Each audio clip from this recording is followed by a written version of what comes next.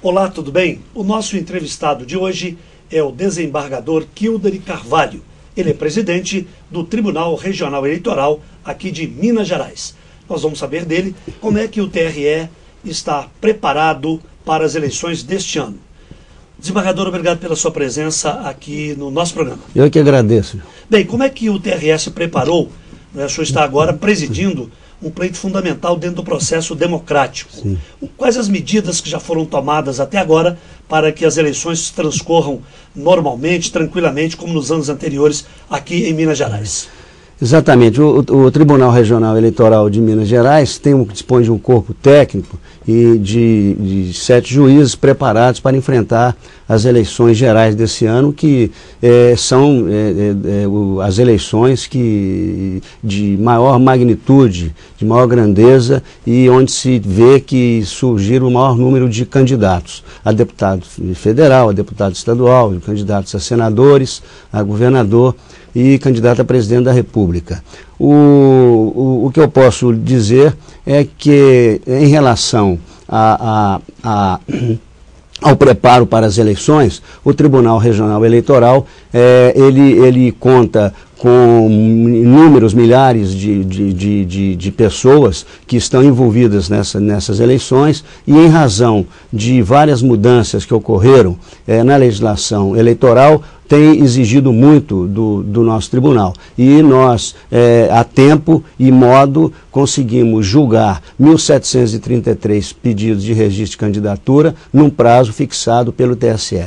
Agora, especificamente no que diz respeito às eleições, ao dia das eleições, a questão das urnas eletrônicas, do sistema de identificação biométrico, que também, esse último é uma novidade para essas eleições, o Tribunal Regional Eleitoral também já está preparado e seguramente nós teremos eleições tranquilas, como é exatamente da tradição do Estado de Minas Gerais. Bem, o senhor citou aí o caso da questão biométrica, quer Sim. dizer, fica um nome técnico, Sim, né? A sim. população, você que acompanha agora o nosso programa, pode tirar a sua dúvida. Em que consiste, como é que é essa novidade e o que ela traz na sua avaliação, como presidente do TRE, de importância para as eleições deste ano? A urna eletrônica com identificação biométrica, ela consiste em que o eleitor, ao votar, ele será identificado pela impressão digital.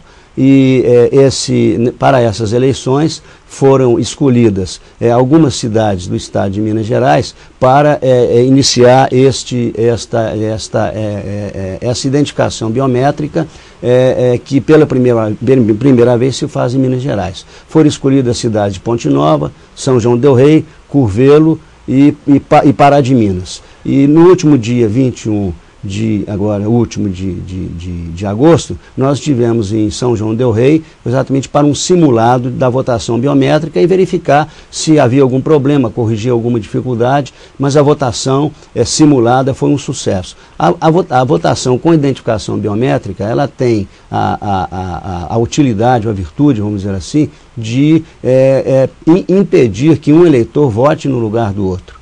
Porque nós sabemos que numa eleição majoritária em especial, um voto pode decidir o pleito majoritário.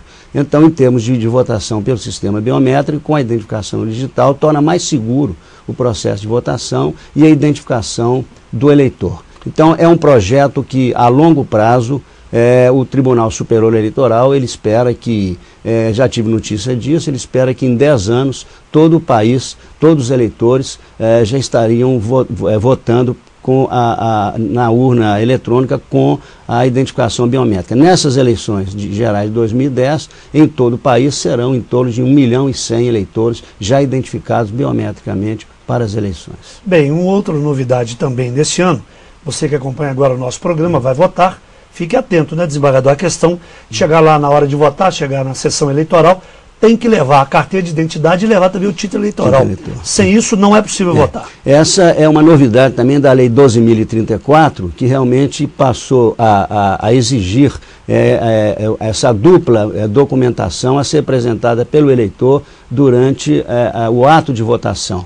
Ou seja, o título de eleitor é acompanhado de uma identidade com foto. Necessariamente não terá que ser a carteira de identidade expedida pela Secretaria de Segurança Pública. Pode ser qualquer documento oficial que identifique o eleitor, mas desde que esse documento tenha a foto do eleitor. Quer dizer, pode ser então a carteira de motorista. Pode ser a carteira de motorista, pode ser um título de identidade profissional para aqueles profissionais, advogado, médico, odontólogo, não é? Mas desde que esse documento seja oficial e traga exatamente a foto. O que não pode ser apresentado, por exemplo, seria a certidão de casamento, a certidão de nascimento, porque esses documentos não estão acompanhados da foto da pessoa.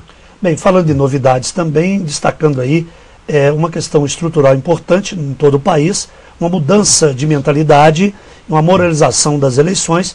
Eu estou me referindo ao projeto Ficha Limpa.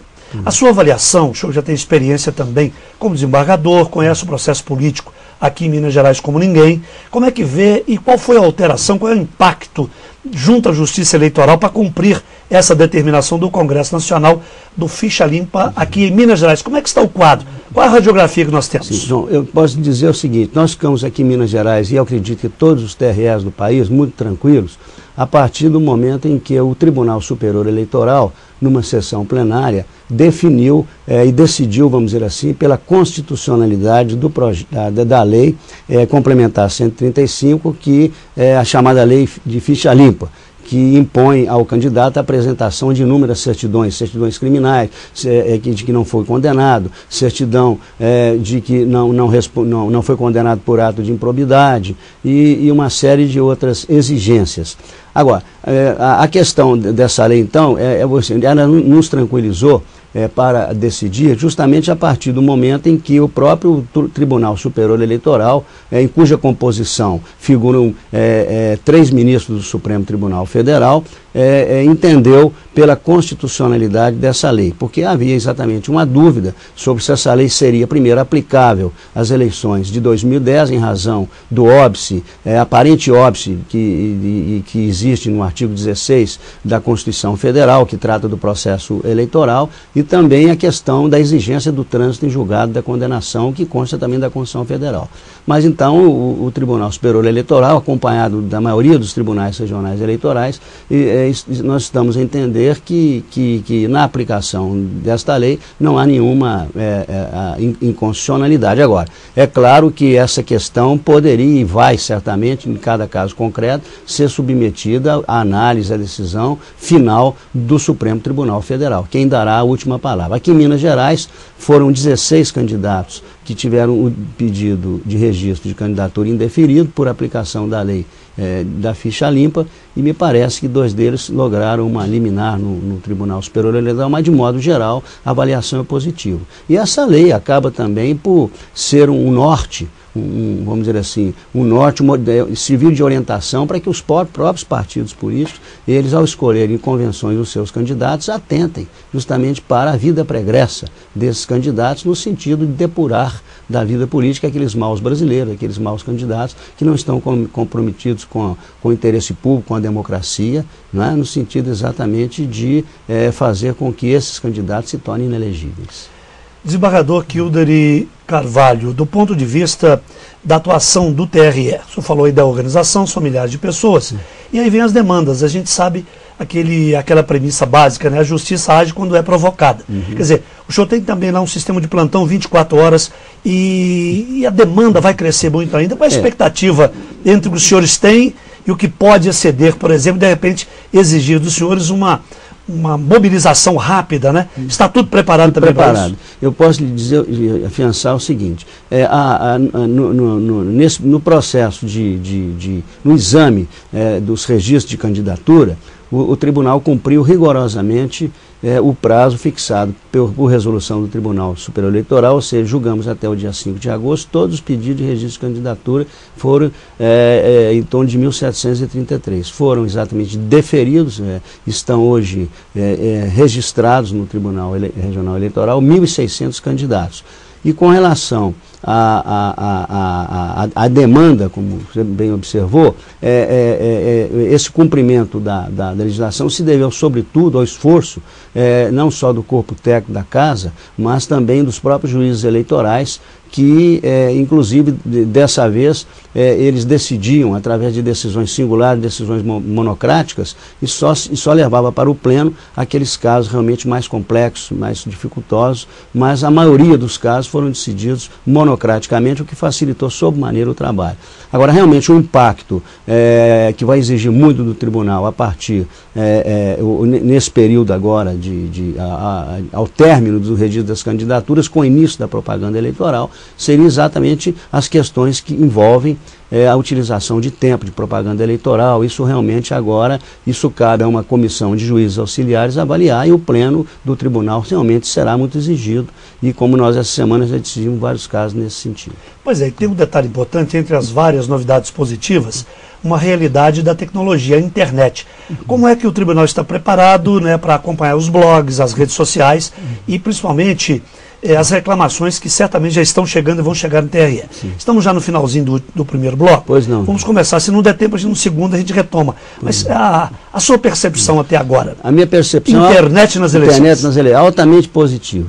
Altamente positivo. A internet, como todos nós sabemos, é o maior espaço democrático de divulgação de ideias, de trânsito, de discussões, os blogs, os sites, né, de comunicação, os sites de relacionamento, são muito bem-vindos nesse processo eleitoral. Então, pela primeira vez, inclusive, aqui no Brasil, nós tivemos uma legislação votada pelo Congresso Nacional, disciplinando de forma adequada a utilização da internet.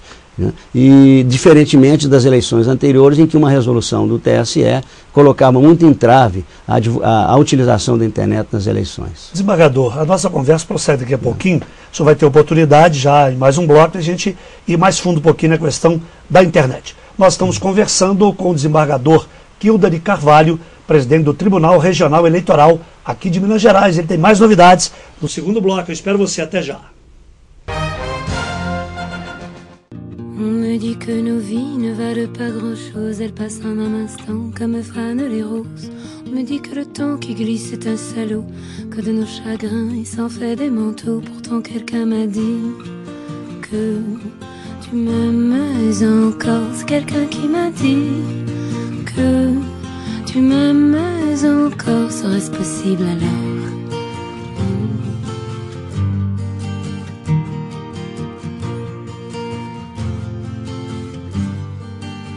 On dit que le destin se moque bien de nous, qu'il ne nous donne rien et qu'il nous promet tout. Paraît que le bonheur est à portée de main, alors on tend la main et on se retrouve fou. Pourtant quelqu'un m'a dit que tu m'aimes encore. C'est quelqu'un qui m'a dit que tu m'aimes encore. Serait-ce possible alors? Serait-ce possible alors?